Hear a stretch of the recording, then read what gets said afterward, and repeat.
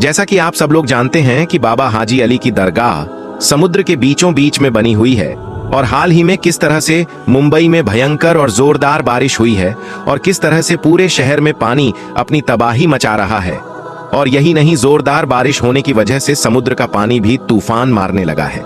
ऐसे में समुद्र के बीच में बनी हुई बाबा हाजी अली दरगाह का एक ऐसा करिश्मा सामने आया है जिसको देखकर आज पूरी दुनिया के लोग हैरान और परेशान हो रहे हैं। और यही नहीं, इसके बारे में जानकर यकीनन आपके भी होश उड़ जाएंगे। इसीलिए आज का ये वीडियो आप सभी के लिए बहुत ही ज्यादा खास है। आप इसको आखिर तक जरूर देखें और अगर आपको बाबा हाजी अली से सच्ची मोहब्बत है तो आप इस वीडियो को दिल से एक लाइक जरूर कर दें। दोस्तों, पानी की ताकत को तो आप सब लोग जानते ही होंगे और खास करके जब भयंकर और जोरदार बारिश आ जाए या फिर समुद्री तूफान आ जाए, फिर आसपास की बस्ती का क्या हाल होता है, आसपास में किस तरह का सैलाब आ जाता है और फिर किस तरह से पानी अपनी तबाही मचाता है और देखते ही देखते किस तरह से आसपास की बस्तियां बर्बाद होकर रह जाती हैं।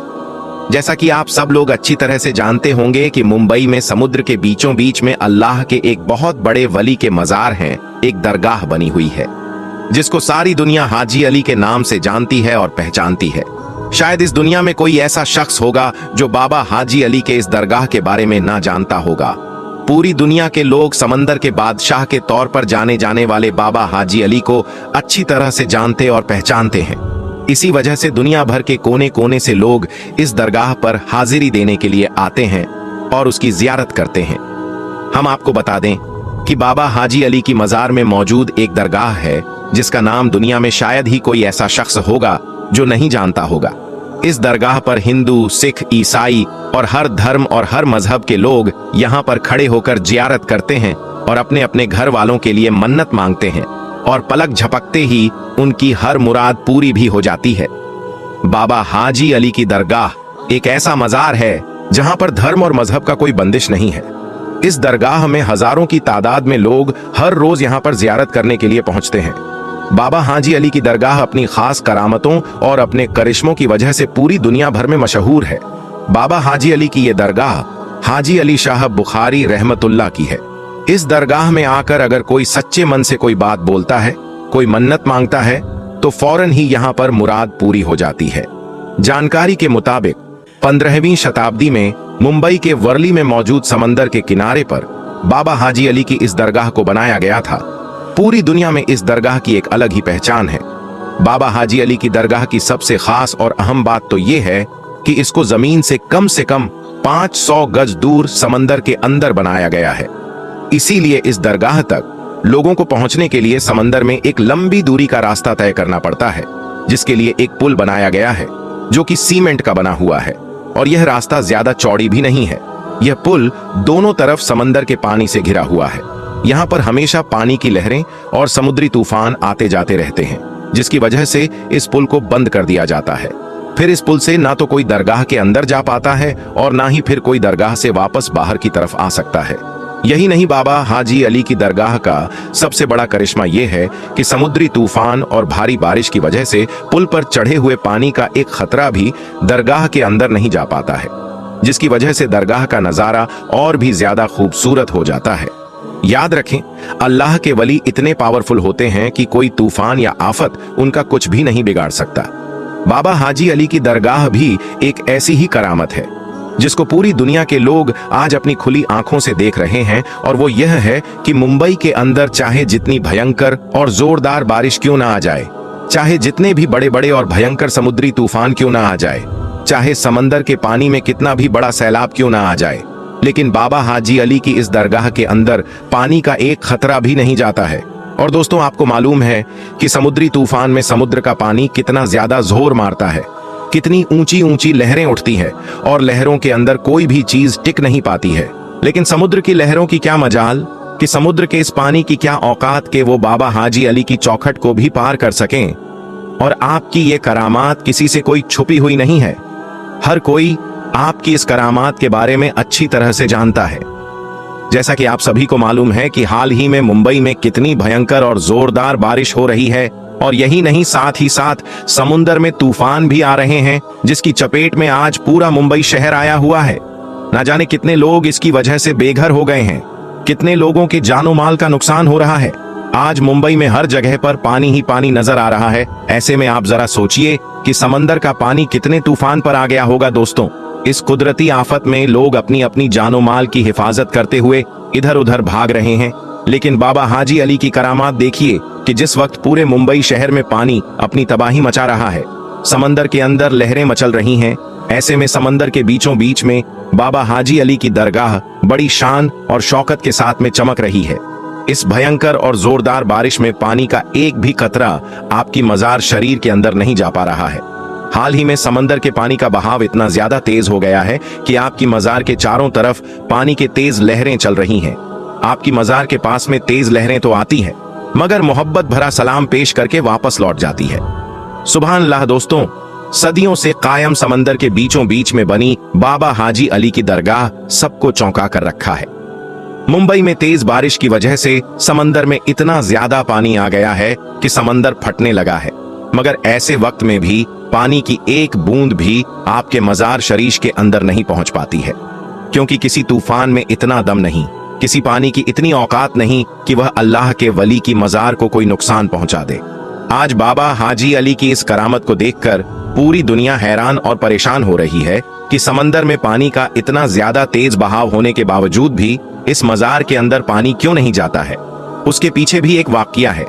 हम आपको बता दें कि बाबा हाजी अली शाह बुखारी जब अपनी मां से इजाजत लेकर पहली बार जब व्यापार यानी कारोबार करने के लिए अपने घर से निकले थे, तब आप मुंबई के ऐसे हरियाली इलाके में आकर रहने लगे थे।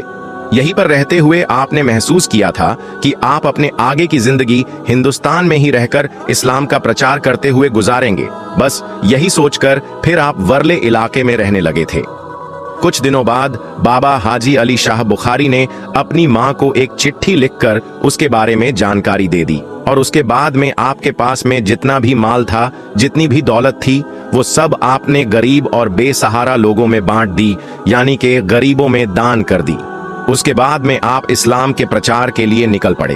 अपनी जिंदगी से जुड़ी हुई हर चीज गरीब लोगों में बांट दिया करते थे। उसके बाद में बाबा हाजी अली शाह बुखारी सबसे पहले हज के लिए मुक़द्दस सफर पर गए और आपने अपना हज मुकम्मल किया, मगर फिर उसी सफर के दौरान आप इस दुनिया से पर्दा फरमा गए, यानी कि आप इस दुनिया से रुखसत हो गए। जानकारों का कहना है कि बाबा हाजी अली को सुपुर्दे खाक अरब में ही होना था, लेकिन उनका ताबूत अरब सागर में होता हुआ मुंबई के इसी इलाके में आकर रुक गया था, जहां पर आज उनकी दरगाह शरीफ बनी हुई है। उसमें करिश्मे की बात यह है कि इतने बड़े समंदर में बाबा हाजी अली का ताबूत ना तो समंदर में कहीं पर रुका और ना ही कहीं पर वो डूबा, और इतने बड़े समंदर में ना ही ताबूत के अंदर पानी गया। उसके बाद बाबा हाजी अली की यह करामात जब लोगों ने देखी तो उसी जगह पर, यानी कि जहां पर वो ताबूत आकर रुका था, उसी पर आपका मजार शरीफ बना दिया गया, यानी कि दरगाह बना दी गई। आज भी जब समंदर में तेज लहरें आती हैं या फिर कोई भयंकर तूफान या जोरदार बारिश आती है, तो बाबा हाजी अली के अदब के चलते कभी भी समंदर अपने दायरे को नहीं तोड़ता है, यानी कि कभी भी समंदर का पानी इस दरगाह के अंदर नहीं जाता है। ये इस्लाम की सच्चाई की एक बहुत बड़ी निशानी है। दोस्तों, औलिया अल्लाह के ऐसे करामात देखकर यकीनन ईमान में ताजगी पैदा हो जाती है।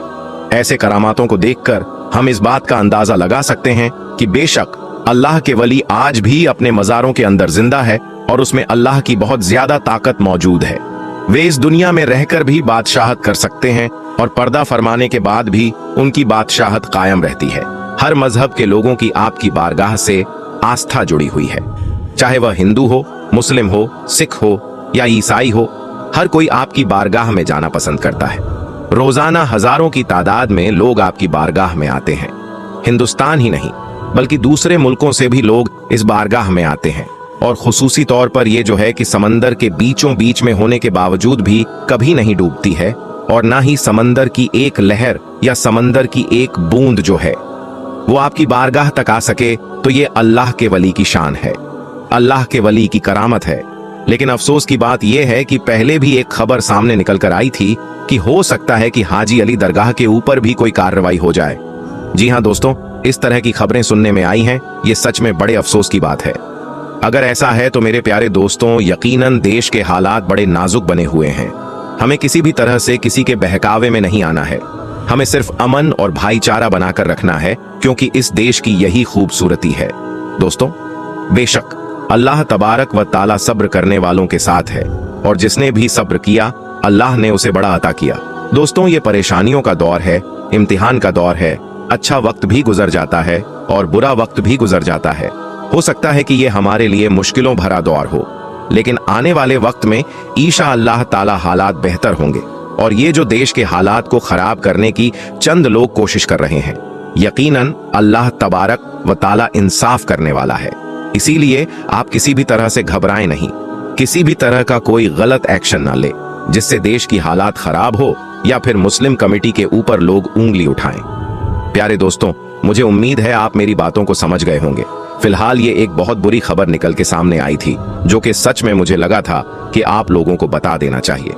दोस्तों, इसी तरह हाजी मलंग सरकार की बारगाह को लेकर भी एक बड़े ही अफसोसनाक बयान जारी हुआ है और बुरी खबर सामने आ रही है, जिस खबर को सुनने के बाद सिर्फ मुसलमान ही नहीं, जी हाँ, चाहे वो हिंदू हो, सिख हो या ईसाई हो, तमाम ही मजहब के मानने वालों का यकीनन दिल टूट जाएगा, दिल छलनी छलनी हो जाएगा। क्योंकि दोस्तों, हम जानते हैं कि जो भी अल्लाह के वली की बारगाह है, इस बारगाह पे हर मजहब के लोग जाते हैं।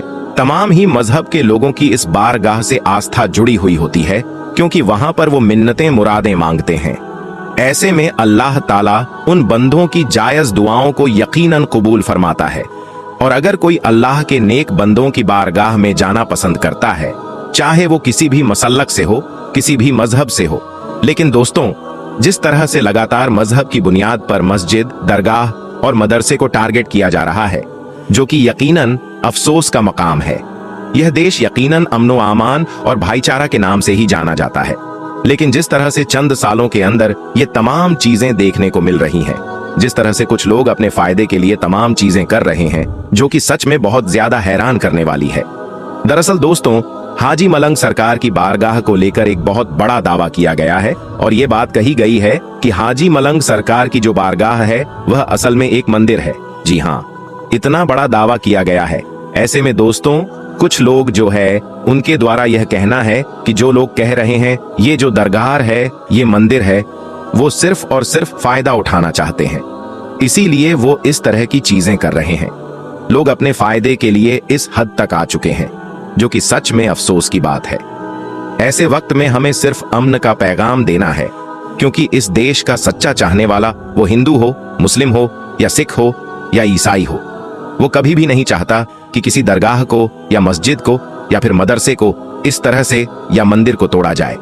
लेकिन लगातार लोग अपने फायदे के लिए यह तमाम चीजें कर रहे हैं। खुसूसी तौर पर हम यह भी देख रहे हैं कि जो बनी हुई चीजें हैं, चाहे वह घर हो, चाहे वह दुकानें हो, चाहे वह मस्जिद हो, मंदिर हो, वो मदरसे हो, इन तमाम चीजों के ऊपर कार्रवाई हो रही है। जबकि दोस्तों, बहुत से लोगों का यह कहना है कि 1947 से पहले तमाम जो चीजें बनी हुई थीं, उसके ऊपर कानून बना हुआ है कि उन तमाम चीजों को नहीं तोड़ा जाएगा। लेकिन तमाम उन चीजों को अपने फायदे के लिए चंद संगठन के लोग तोड़वा दे रहे हैं, जो कि सच में अफसोस की बात है। दोस्तों, यह देश अमन का पैगाम देता है, इसलिए मैं बार बार कहता हूं कि मजहब नहीं सिखाता, आपस में बैर रखना हिंदी है, हम वतन है हिंदुस्तान हमारा। दोस्तों, सिर्फ यही एक दरगाह नहीं जो लगातार टारगेट किया जा रहा है। इस देश की सबसे बड़ी दरगाह यानी ख्वाजा गरीब नवाज चिश्ती रहमतुल्लाह की बारगाह को भी लगातार टारगेट किया जा रहा है, और वहां पर भी यह बात कही जा रही है कि इसकी जांच की जाए। यहां पर मंदिर ही मिलेगा, यानी लगातार हर बारगाह को तुड़वाने के बड़े बड़े दावे कर रहे हैं, और चंद शोहरत के लिए यह तमाम चीजें की जा रही हैं, जो कि सच में अफसोस की बात है। दूसरे लोग सोच रहे हैं कि दरगाहों से मुसलमानों की आस्था जुड़ी हुई है, दरगाहों को तोड़ दिया जाए तो मुसलमानों का दिल टूटेगा। तो दोस्तों, सिर्फ मुसलमानों ही की नहीं, बल्कि यहाँ पर हर मजहब के मानने वालों का दिल टूट जाएगा, चाहे वह हिंदू हो, सिख हो या ईसाई हो, क्योंकि हर मजहब के लोग अल्लाह के नेक बंदों की बारगाह में जाते हैं, मिन्नतें मांगते हैं, चादर चढ़ाते हैं, वहां पर जाकर धागे वगैरह बांधते हैं। तो ये तमाम चीजों के ऊपर इस तरह से लगातार कार्रवाइयां हो रही हैं। इस तरह की जो बातें सामने आ रही है, उसने कहीं ना कहीं लोगों को परेशान कर रखा है। ऐसे वक्त में हमें सिर्फ अमनो आमान और भाईचारा का ही पैगाम देना है, ताकि किसी भी तरह से यह गलत कदम ना उठाया जाए, जिससे पूरी कम्युनिटी के ऊपर लोगों को उंगली उठाने का मौका मिल जाए। हमें सिर्फ और सिर्फ सब्र से काम लेना है। अल्लाह सब्र करने वालों के साथ है और खुसूसी तौर पर हमें अल्लाह की तरफ रुजू करनी चाहिए, अल्लाह को राजी करना चाहिए, क्योंकि ये तमाम आफत परेशानियां इसीलिए आ रही हैं क्योंकि हम अल्लाह से दूर हो गए, हम दुनिया में लग गए, हम दुनिया के रंगत में खो गए। असल में दुनिया का तो कोई वजूद ही नहीं है। हम जिस काम के लिए आए हैं यानी अल्लाह की इबादत के लिए हमें वो करना चाहिए, लेकिन हम दुनिया के रंगत में इस तरह से खो गए हैं कि आज हर तरीके से हम जलील और खार हो रहे हैं। जब हम अल्लाह की याद में खो जाएं, उसकी रजा के लिए काम करेंगे तो यकीनन तमाम परेशानियां हमसे कोसों दूर हो जाएंगी। लेकिन दोस्तों, आज लोग इन तमाम चीजों को समझ कहां रहे हैं। इसलिए खुसूसी तौर पर आप जितना हो सके उतना ज्यादा इस वीडियो को शेयर करें और ज्यादा से ज्यादा लोगों से कहें कि वो ज्यादा से ज्यादा दुआ करें, क्योंकि ये छोटी मोटी बारगाह नहीं है, ये अल्लाह के वालियों की बारगाह है जहां पर अल्लाह की रहमतों नुज़ुल होता है। दोस्तों, ख्वाजा गरीब नवाज चिश्ती रहमतुल्लाही अलैह की मजार मुबारक को हिंदुस्तान के बादशाह औरंगजेब आलमगीर ने तोड़ने का इरादा किया। बादशाह औरंगजेब को वलियों के बारे में यह गलतफहमी थी कि मरने के बाद मजारों में उन्हें जिंदा किया जाता है। अपनी इसी वहम को दूर करने के लिए बादशाह औरंगजेब ने एक दिन गरीब नवाज की जियारत करने के लिए अजमेर शरीफ पहुंचे, और जब अजमेर शरीफ पहुंचे तो अजमेर पहुंचकर औरंगजेब ने अपने काजी से कहा कि चलो मान लेता हूं कि गरीब नवाज अल्लाह के वली है, मगर मैं तभी मानूंगा जब मैं उनको सलाम पेश करूंगा और मुझे सलाम का जवाब मिलेगा। अगर मुझे सलाम का जवाब नहीं मिला तो मैं मजार शरीफ को तोड़ दूंगा। औरंगजेब आलमगीर जब मजार पर पहुंचे तो वहां पर उन्हें एक अदना सा शख्स बैठा हुआ दिखाई दिया। वो शख्स इंतजार कर रहा था। बादशाह औरंगजेब ने उस शख्स से पूछा कि क्या मामला है, तुम यहाँ पर क्यों बैठे हो और तुम परेशान क्यों लग रहे हो? तो उस शख्स ने बादशाह औरंगजेब से फरमाया, हजरत मैं आंख से नाबीना हूँ, यानी मैं अंधा हूँ, और काफी वक्त से ख्वाजा गरीब नवाज रहमतुल्लाही अलैह से दुआ कर रहा हूँ कि मेरी आंखों की रोशनी मुझे वापस मिल जाए, लेकिन कोई फायदा नहीं होता। मैं काफी वक्त से यहाँ पर हाजिरी दे रहा हूँ और रो रो कर दुआ भी कर रहा हूँ कि या अल्लाह अपने इस वली के सदक़े मेरी आंखों की रोशनी मुझे अता कर दे, मगर आज तक मुझे कोई फायदा नहीं हुआ, यानी मेरी आज तक कोई हाजिरी और दुआ कबूल नहीं हुई। तो बादशाह औरंगजेब ने उस अंधे शख्स से कहा कि मैं मजार पर सलाम पेश करने के लिए जा रहा हूँ, और जब मैं वापस आऊं और तब तक अगर तेरी आंखों की रोशनी तुझे वापस ना मिली तो मैं तलवार से तेरी गर्दन उड़ा दूंगा। इतना सुनते ही वह अंधा आदमी बहुत ही ज्यादा परेशान हो गया और बहुत ज्यादा गमगीन हो गया, और वो अंधा आदमी सोचने लगा कि अब क्या होगा।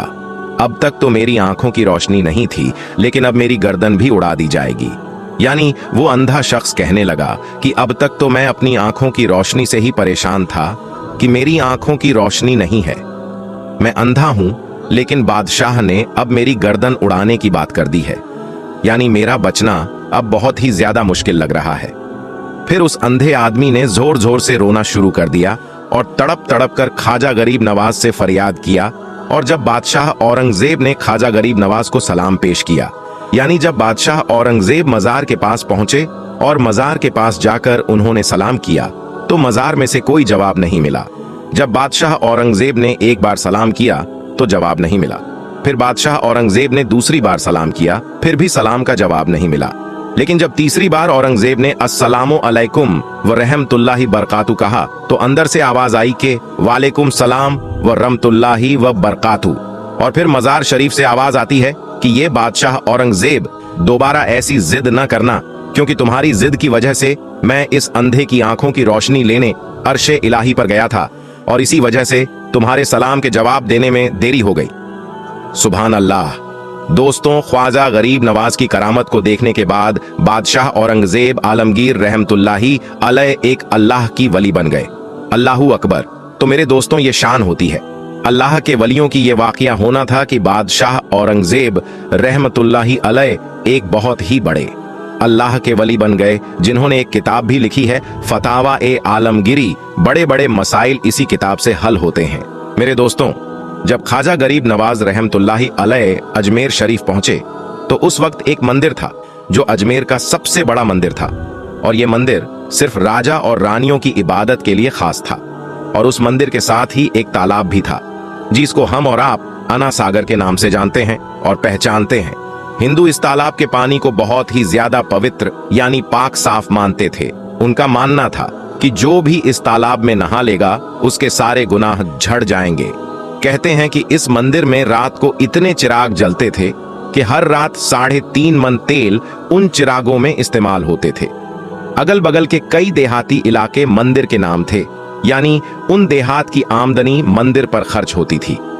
उस मंदिर में हजारों लोग रहते थे जिनका काम आने वालों की सेवा और देखभाल करना था कि कौन सा खुदा बेटा देता है, कौन सा देवता सेहत और तंदुरुस्ती का मालिक है और किस मूर्ति की पूजा से दौलत की बारिश होती है।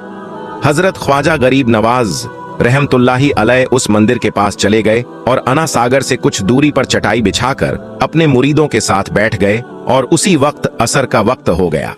लिहाजा आप रहमतुल्लाही अलैह ने हजरत कुतुबुद्दीन बख्तियार काकी रहमतुल्लाही अलैह से अजान देने को कहा।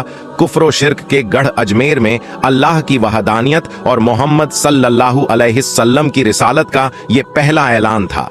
वो लोग इस्लाम को नहीं जानते थे कि इस्लाम क्या है। चुनांचे अजान की आवाज सुनकर वह हैरान हो गए और अपने घर से निकल आए। सब मुसाफिरों ने अना सागर के पानी से वजू किया और नमाज पढ़ना शुरू किया। सब हिंदू हैरान रह गए कि सब भगवान तो अंदर हैं, तो फिर ये लोग किस भगवान को पुकार रहे हैं। जब शाम हो गई तो फिर ये लोग किस भगवान को पुकार रहे हैं। जब शाम हुई तो राजा के ऊंट जो दिन में चरने के लिए गए हुए थे अपने चरवाहों के साथ वापस आने लगे। इत्तफाक से जहां ख्वाजा गरीब नवाज रहमतुल्लाही अलैह अपने साथियों के साथ बैठे हुए थे, वो जगह राजा के ऊंटों के बैठने की जगह थी। चरवाहों ने ख्वाजा गरीब नवाज रहमतुल्लाही अलैह से कहा, उठो बाबा, ऊंटों के बैठने की जगह खाली करो। आप रहमतुल्लाही अलैह ने फरमाया, इतना बड़ा मैदान पड़ा है, ऊंट तो कहीं भी बैठ सकते हैं, क्यों मुसाफिरों को तंग करते हो। लेकिन वह ना माने और जिद कर रहे हैं कि ऊंट इसी जगह पर बैठेंगे। आखिर उन्होंने बहुत बदतमीजी से कहा, यह राजा के ऊंटों के बैठने की जगह है और इधर राजा के ऊंट ही बैठेंगे, तुम लोग कहीं और डेरा लगाओ। आखिर आप रहमतुल्लाह ने उठते हुए हजरत कुतुबुद्दीन बख्तियार काकी रहमतुल्लाह से फरमाया, उठो कुतुबुद्दीन ये कह रहे हैं कि ऊंटों के बैठने की जगह है, तो चलो ऊंट ही बैठे रहेंगे। ये कहकर आप रहमतुल्लाही अलैह ने अपने साथियों के साथ वहां से उठ गए। अगली सुबह जब ऊंटों को चराने का वक्त आया और उनको चराने के लिए जाने लगे तो चरवाहों ने ऊंटों को उठाना चाहा, लेकिन पता नहीं ऊंट तो उठने के काबिल ही नहीं थे। उन्होंने ऊंट को मार मार कर जबरदस्ती उठाना चाहा, लेकिन वो बैठे ही रहे। चरवाहे बहुत ज्यादा परेशान थे कि जो ऊंट उनके एक इशारे पर उठ जाते थे, आज क्या हो गया है, क्यों नहीं उठ पा रहे हैं। आखिर उन्हें याद आया कि कल उस मुसाफिर फकीर ने कहा था कि चलो ऊंट ही बैठे रहेंगे। लोग इकट्ठा होना शुरू हो गए। कोई कह रहा था कि फकीर कोई काबिल जादूगर है और किसी ने कहा कि वो कोई भगवान का अवतार है।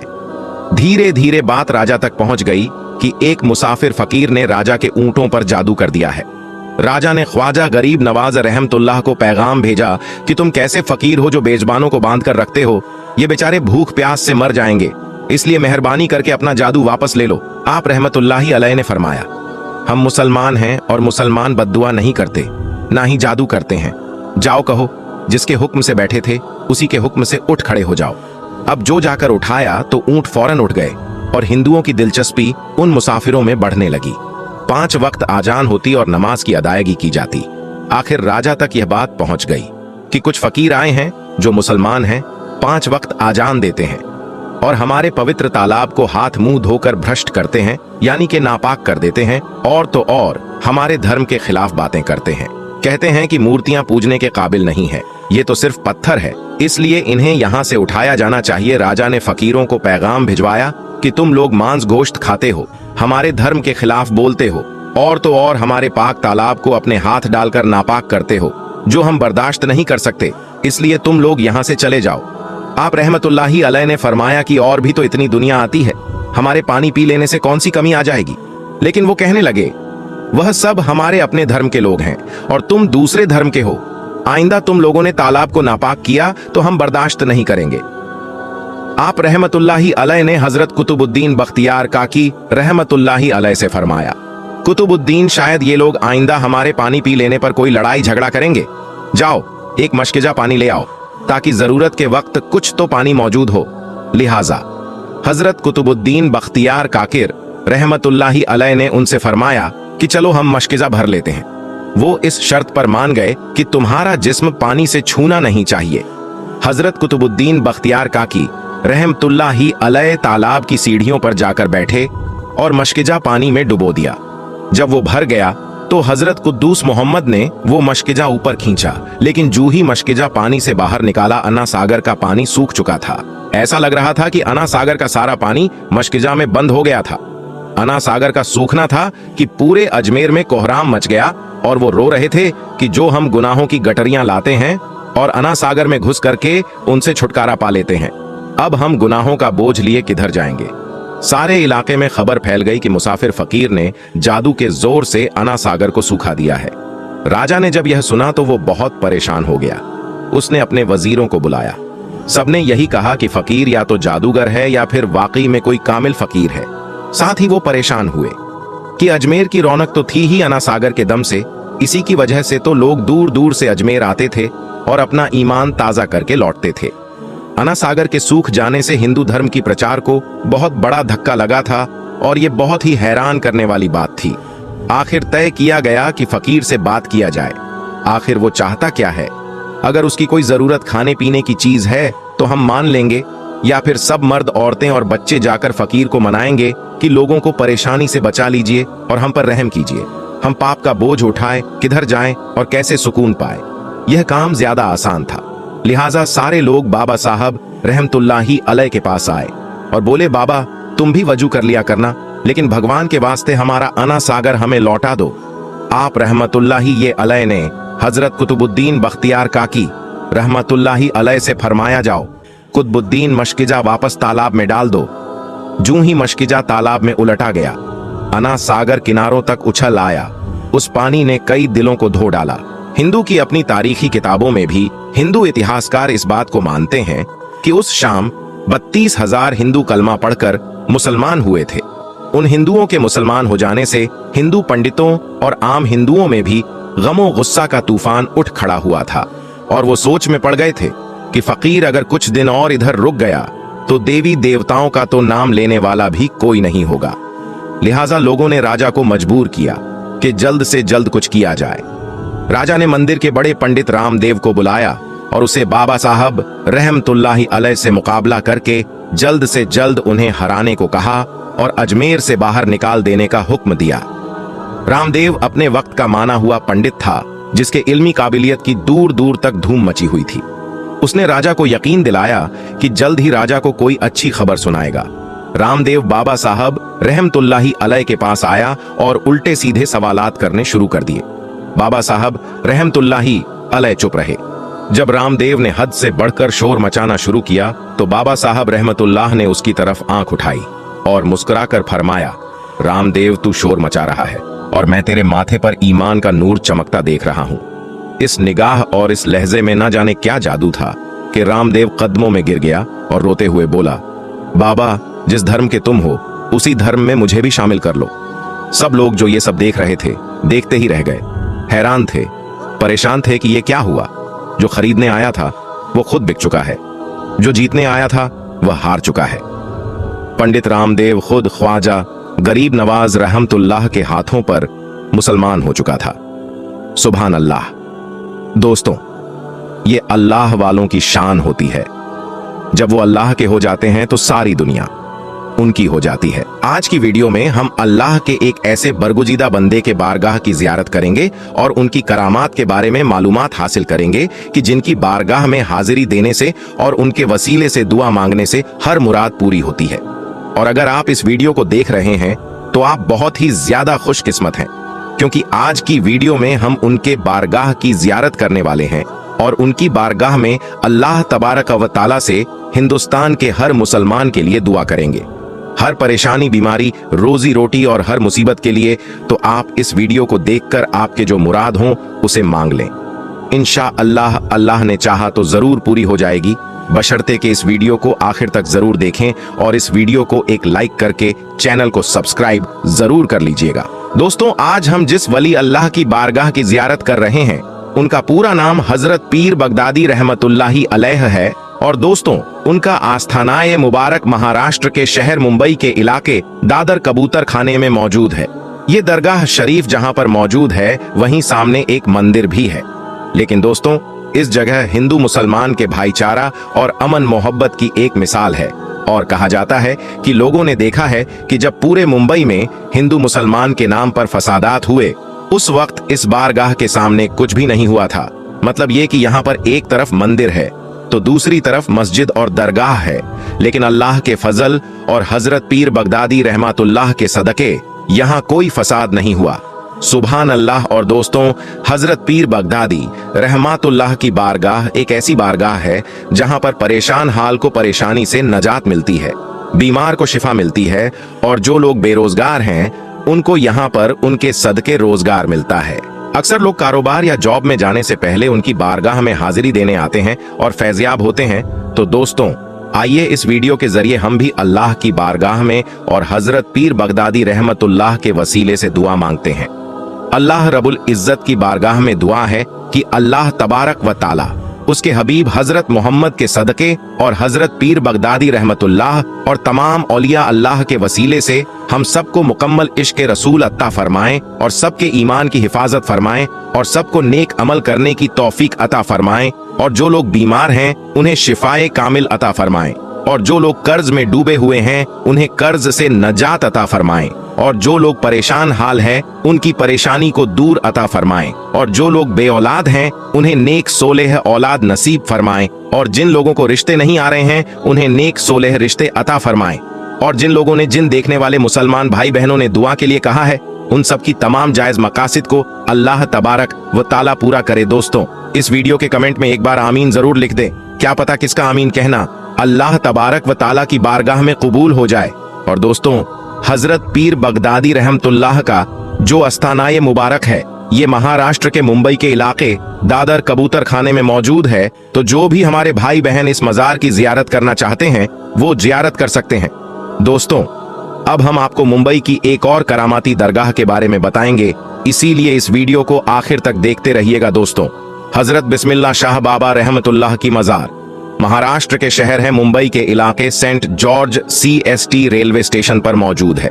आपका पूरा नाम हजरत सईद बिस्मिल्लाह शाह कादरी रहमतुल्लाह है। आप आले रसूल हैं। आप मुल्क अरब से हिंदुस्तान तशरीफ लाए और महाराष्ट्र के शहर मुंबई के इलाके में सकूनत पजीर हुए। आप बड़े ही परहेजगार आबिदो जाहिद थे। आप बड़े ही जलीलुल कद्र वली कामिल हैं। आपका आस्थानाए मुबारक मुंबई के CST रेलवे स्टेशन पर प्लेटफार्म नंबर 15 पर मौजूद है। इसलिए लोग जब भी सफर करने के लिए जाते हैं तो आपकी बारगाह में इस अकीदत के साथ हाजिर होते हैं कि जब भी सफर के लिए निकले तो उनका सफर आसान हो और आपकी दुआ से उनका सफर खैरियत से हो। आप रहमतुल्लाह की करामात के बारे में ये मशहूर है कि जब हजरत बिस्मिल्लाह शाह रहमतुल्लाह अरब से हिंदुस्तान तशरीफ लाए और मुंबई में सुकूनत पजीर हुए तो आपने अपनी इबादत गाह एक दरख्त के नीचे बना ली। जहां आपने इबादत गाह बनाई थी वहीं ट्रेन की पटरी लगाई जा रही थी। एक मर्तबा हजरत बिस्मिल्लाह शाह रहमतुल्लाह चाय बना रहे थे जिसकी वजह से उसका धुआं उड़ रहा था, और उस वक्त ब्रिटिश अंग्रेजों का जमाना था। वह लोग ट्रेन की पटरी लगा रहे थे। जब उन लोगों ने देखा कि दरख्त के नीचे से धुआं निकल रहा है तो वह लोग उसके करीब गए तो देखा कि एक बुजुर्ग अल्लाह के वली चाय बना रहे हैं। तो उन लोगों ने उनको हटने के लिए कहा क्योंकि उन लोगों को वहां पर पटरी बिछानी थी, लेकिन बिस्मिल्लाह शाह बाबा रहमतुल्लाह ने हटने से मना फरमा दिया। तो अंग्रेजों ने उनको जबरदस्ती हटा दिया और अपना काम शुरू कर दिया। काम करते करते रात गुजरी तो सुबह देखा कि जो पटरी उन लोगों ने बिछाई थी वो उखड़ी पड़ी हुई थी। तो फिर उन लोगों ने काम शुरू कर दिया और पटरी को वापस बिछाने लगे। इसी तरह रात गुजरी। फिर दूसरे दिन सुबह देखा तो फिर से पटरी उखड़ी पड़ी हुई थी। फिर से वो लोग पटरी बिछाते और वो उखड़ जाती। जब ऐसे 3-4 दिन ऐसे मामला होता रहा तो वो लोग समझ गए कि हो ना हो यह करामत उस फकीर की है जो चाय बना रहे थे। तो वह लोग पटरी को हटाकर दूसरी जगह शिफ्ट किया और फिर बिस्मिल्लाह शाह बाबा रहमतुल्लाह की वह इबादत वाली जगह को छोड़ दिया जहां आज आप रहमतुल्लाह की मज़ार पाक मौजूद है। तो दोस्तों, ये है अल्लाह के वली की शान के। उन्होंने अंग्रेजों को ये सबक सिखा दिया कि कभी भी अल्लाह के वलियों से ना उलझना। अल्लाह ताला उसके हबीब और हजरत सईद बिस्मिल्लाह शाह और तमाम वलियों से हम सबको मुकम्मल इश्क के रसूल अता फरमाए। दोस्तों, रेलवे स्टेशन पर हुआ नमाज का बहुत बड़ा करिश्मा जिसको सुनकर यकीनन आपका दिल और ईमान ताजा हो जाएगा। दोस्तों, आप सभी को बता दें कि एक अल्लाह के वली अपने चंद साथियों के साथ रेल का सफर कर रहे थे। तभी मगरिब का वक्त हो जाता है और एक स्टेशन पर आकर रेल जो है वो रुकती है। ऐसे में उस स्टेशन के ऊपर वो जो रेल थी चंद ही मिनट के लिए रुकने वाली थी। और हम जानते हैं कि नमाज जो है वो सुकून के साथ पढ़ी जाती है। और दोस्तों, अल्लाह के जो वली थे वह अपने चंद साथियों के साथ प्लेटफॉर्म पर आए और वहां पर आकर आपने वजू किया और नमाज की अदायगी में लग गए। और आपने इस चीज की परवाह नहीं की कि अगर आप नमाज की अदायगी करेंगे तो ट्रेन भी छूट सकती है। आपका यकीन अल्लाह की जात पर बहुत ही ज्यादा था। और जब अल्लाह तबारक व ताला की जात पर यकीन होता है तो अल्लाह तबारक व ताला गैब से जरूर मदद फरमाता है। जी हाँ दोस्तों, आपको बता देना चाहते हैं कि इधर अल्लाह के जो वली थे उन्होंने नमाज की नीयत को बांधा और वहीं दूसरी तरफ ट्रेन का जो वक्त था वो पूरा हो गया। ऐसे में ट्रेन का जो हॉर्न था वो बजना शुरू हो गया। और आपको मालूम है कि ट्रेन का जो हॉर्न होता है वो इसीलिए बजाया जाता है ताकि अगर कोई मुसाफिर प्लेटफॉर्म पर खड़ा है तो फौरन ही वो ट्रेन में सवार हो जाए। ट्रेन जो है वो चलना शुरू हो चुकी है। दोस्तों, ऐसे में अल्लाह के जो वली है बेफिक्र होकर अल्लाह की रजा के लिए नमाज की अदायगी कर रहे थे। ऐसे में दोस्तों, उधर रेलवे मास्टर ने जब इंजन को स्टार्ट किया चलाने के लिए, दोस्तों वो लाख कोशिश करता रहा लेकिन ट्रेन 1 इंच भी आगे ना बढ़ सकी। वो ट्रेन मास्टर सच में बहुत ज्यादा हैरान हुआ। वहीं पर एक इंजीनियर था। उसने फौरन इंजीनियर से कहा कि तुम जल्दी चेक करो। दोस्तों, उस इंजीनियर ने पूरे तरीके से पूरी ट्रेन को चेक कर लिया लेकिन उसे कहीं पर भी कोई गड़बड़ी या किसी तरह की कोई खामी नजर नहीं आई। अब जो रेलवे मास्टर था वो बहुत ही ज्यादा हैरान और परेशान हुआ कि आखिर ये क्या माजरा है। यानी किसी भी तरह की कोई खराबी नहीं लेकिन ट्रेन 1 इंच भी आगे नहीं बढ़ रही है। इसी चीज को सोचते हुए वो ट्रेन से नीचे प्लेटफॉर्म पर उतर आया और उसकी नजर प्लेटफॉर्म पर चंद लोगों के साथ एक नूरानी बुजुर्ग के ऊपर पड़ी। वो देखते ही बहुत ही ज्यादा हैरान और परेशान हो गया कि आखिर ये कौन लोग हैं जो कि यहाँ पर अपनी इबादत में लगे हुए हैं। ऐसे में दोस्तों, उसने कुछ लोगों से सवाल किया कि ये इसी ट्रेन के मुसाफिर हैं। ऐसे में कुछ लोगों ने बताया, हाँ ये इसी ट्रेन के मुसाफिर हैं। ये नमाज पढ़ने के लिए इसी रेलवे स्टेशन पर उतरे हैं और ये इस वक्त अल्लाह को राजी कर रहे हैं, नमाज की अदायगी कर रहे हैं।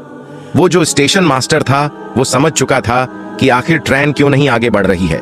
दोस्तों, ये अल्लाह के वली की करामत थी या उसे अल्लाह की कुदरत का करिश्मा कहे। दोस्तों, कई लोग ये भी सोचते हैं कि करामत अलग होती है, मौजज़ा अलग होता है या फिर करिश्मा अलग होता है। तो मैं आपको बता देना चाहता हूं कि ये तमाम चीजें जो है अल्लाह तबरक व ताला की कुदरत में ही शुमार की जाती है। जी हाँ, नबी जो होते हैं वो मौजज़ा दिखाते हैं लेकिन वो भी अल्लाह की कुदरत ही होती है। और जो वली होते हैं वो करामत दिखाते हैं और वह भी अल्लाह ताला की कुदरत ही होती है। लेकिन उनके नाम अलग अलग कर दिए गए ताकि वाजह हो सके कि जो नबी दिखाते हैं उसे हम मौजज़ा कहे और जो अल्लाह के वली दिखाते हैं उसे हम करामत कह सके। दोनों में ये फर्क आ सके कि दोनों जो है उनके काफी ज्यादा फर्क है। दोस्तों, रेलवे मास्टर जो था वो अब बेसब्री से इंतजार कर रहा था कि कब ये नमाज की अदायगी मुकम्मल करेंगे और कब ये ट्रेन में सवार होंगे। कहीं ऐसा तो नहीं कि इन्हीं लोगों की वजह से ट्रेन रुकी हुई हो और इसीलिए ट्रेन स्टार्ट ही नहीं हो रही हो। दोस्तों, थोड़ी देर के बाद जब अल्लाह के वली ने और साथ साथ उनके चंद साथियों ने जब नमाज की अदायगी मुकम्मल कर लिया तो ऐसे वक्त में स्टेशन मास्टर जो था वो आपके करीब आया और आकर कहने लगा कि आपका अंदाज और आपकी इबादत को देखकर मैं बहुत मुतासिर हुआ हूं और यकीनन मुझे पूरा यकीन है कि हमारी ट्रेन इसीलिए स्टार्ट नहीं हो रही है क्योंकि आप नमाज की अदायगी कर रहे हैं। इसीलिए आप जल्द से जल्द ट्रेन में सवार हो जाएं। मुझे यकीन है कि आपके कदम रखते ही ट्रेन चलना शुरू हो जाएगी। और दोस्तों, यकीनन ऐसा ही हुआ। जैसे ही उन्होंने अपने कदम मुबारक ट्रेन के ऊपर रखे, ऐसे में वो ट्रेन जो थी वो चलना शुरू हो गई। यह अल्लाह के वली की करामत। बाज लोग इस करामत को आला हजरत की करामत बताते हैं तो कोई हुजूर ताजु शरिया की करामत बताता है। बहरहाल दोस्तों, ये करामत किसी की भी हो, लेकिन यहाँ पर एक सबक मिलता है कि नमाज किसी भी हालत में माफ नहीं, चाहे आप ट्रेन में ही क्यों ना हो। जी हाँ, नमाज मोमिन की मिराज है, नमाज मोमिन के लिए राहत है, नमाज मोमिन के लिए सुकून है। नमाज जो है वो हर मुसलमान के ऊपर यानी मोमिनों के ऊपर फर्ज की गई है। उसमें किसी भी तरह की कोई कोताही नहीं। यानी आप चाहे किसी भी हालत में हो, यानी अगर आप बीमार पड़ चुके हैं, अगर आप खड़े होकर नमाज नहीं पढ़ सकते तो उसमें बैठकर नमाज पढ़ने का हुक्म है। अगर आप बैठकर भी नहीं पढ़ सकते तो ऐसे वक्त में आपको लेटकर पढ़ने का हुक्म है। अगर आपकी ऐसी हालत भी जिस्म का नहीं है तो आप आंखों के इशारे से नमाज पढ़ सकते हैं, यानी नमाज जो है वो किसी भी सूरत में माफ नहीं। दोस्तों, अगर अल्लाह तबारक व ताला से बात करना चाहते हो तो नमाज की हालत करें, और अगर चाहते हैं कि अल्लाह से बात करें तो ऐसे वक्त में कुरान मस्जिद की तिलावत करें। दोस्तों, नमाज में यकीनन बड़ी बरकतें हैं। नमाज यकीनन मोमिनों के लिए एक बहुत बड़ा तोहफा है। जी हाँ, एक ऐसा तोहफा है जिसे नबियों के इमाम हजरत मोहम्मद मुस्तफ़ा अल्लाह से मुलाकात करके लेकर आए हैं। यानी तमाम चीजें जो है वो आपको दुनिया में ही दे दी गई हैं, लेकिन नमाज एक तोहफा है जो अल्लाह ने अपने महबूब को अपने पास बुलाकर अता किया। तो यकीनन ये एक बहुत बड़ी नियामत है हमारे लिए। यकीनन नमाज हमें 5 वक्त की अदा करनी है, लेकिन दोस्तों नमाज के बड़े करिश्मे भी हैं। दोस्तों, अगर आपको मालूम हो तो जो नमाज पढ़ते हैं वो यकीनन हमेशा पाक ही रहते हैं। जो नमाज पढ़ते हैं उनके चेहरे पर नूर रहता है। जो नमाज पढ़ते हैं उनके जिस्मानी बीमारियां जो है उनसे कोसों दूर रहती है। यहाँ तक कि जो नमाज पढ़ते हैं वो हर तरीके की बुरी बलाओं से दूर रहते हैं, हर तरीके की गंदी चीजों से दूर रहते हैं। दोस्तों, यकीनन नमाज में बड़ी बरकतें हैं। जो पढ़ते हैं उनसे जाकर पूछिए कि नमाज में कितना सुकून है। आज दुनिया वाले दर दर भटक रहे हैं, उन्हें थोड़ा सुकून मिल जाए। लेकिन दोस्तों, अल्लाह तबारक व ताला ने फरमाया कि अगर तुम्हें सुकून चाहिए तो नमाज पढ़ो, मस्जिद की तरफ आओ। लेकिन आजकल के मुसलमान इन तमाम ही चीजों से कोसों दूर हैं। आज की वीडियो में बस इतना ही। मिलते हैं एक फिर नई वीडियो के साथ।